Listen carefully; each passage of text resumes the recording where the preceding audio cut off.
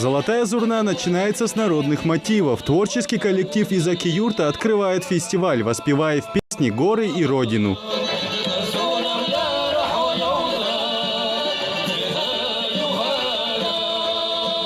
Фестиваль этнической музыки «Золотая Зурна» – мероприятие, которое проводится впервые. И очень символично, что Ингушетия в числе первых площадок, где музыканты и артисты разных национальностей при помощи танцев и музыки передают зрителям дух и культуру своего народа. Фериде Асанова в Ингушетии впервые. Артистка приготовила песню про родной край и татарский народ.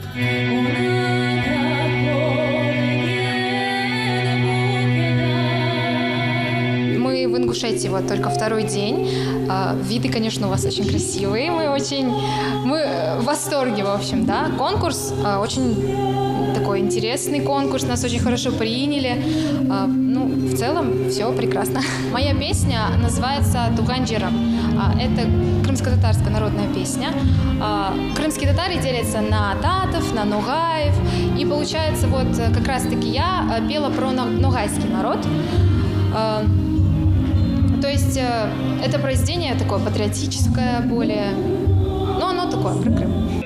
Продолжил выступление соотечественницы Эдем Елдашев игрой на духовом инструменте, напоминающем традиционную среднеазиатскую зурну. Музыка одновременно и завораживает, и навевает грусть. По словам автора, именно эта мелодия, как ничто другое, передает настроение и переживания крымского народа.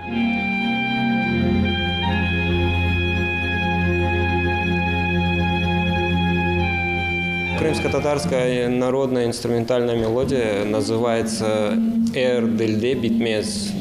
Это в переводе, это точно это не перевести, так вот, это как ни на одном языке не объяснить любовь к девушке, допустим, там, или вот к Крыму, там, к родной земле, вот эта мелодия об этом. «Золотая Зурна» стартовала в Ингушетии 12 октября. В проекте участвуют музыкальные коллективы Крыма, Адыгеи и Башкортостана. Главная цель мероприятия – сохранение традиционной культуры как основной составляющей культурного пространства, поддержка самобытных исполнительских традиций, а также укрепление творческих контактов между коллективами разных народов при помощи музыки и танцев.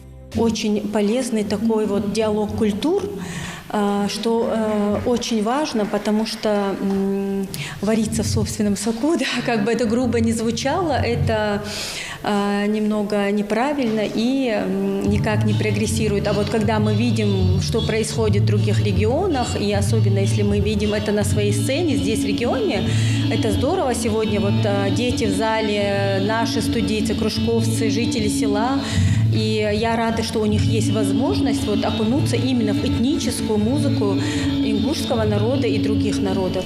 Концерты и мастер-классы пройдут также 14 и 15 октября в домах культуры селения Нестеровская и Экажево. Каждый желающий может прийти и насладиться живой музыкой разных народов. Завершится фестиваль большим гала-концертом 16 октября на центральной площади Алания в столице Ингушетии.